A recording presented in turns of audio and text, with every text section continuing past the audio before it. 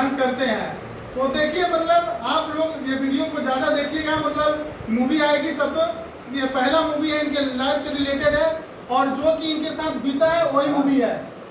अच्छा, तो आप लोगों को क्या कहना है इनके बारे में, जो कि अभी पूरा इंडिया में मतलब ये बवाल मचाए हुए हैं और अभी मूवी आकर मतलब तबाही मचाएगी, क्या कहिएगा दर्शक?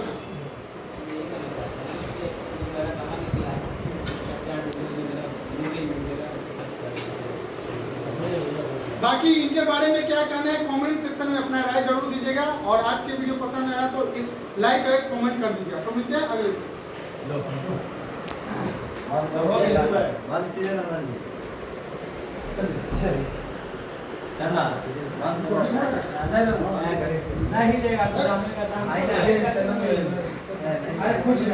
कुछ नहीं बात कैमरा लग रहा है, कुछ नहीं होता है।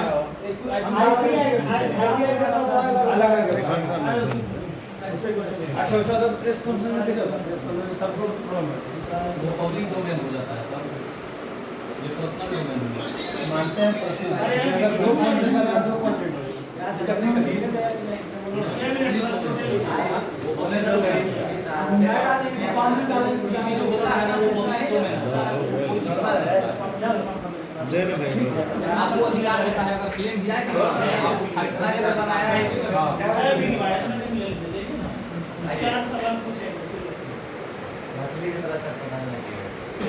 आके लेना है हां हां आके लेना है। 1 2 3 एक हेलमेट थोड़ा ओके हाँ चलो सही।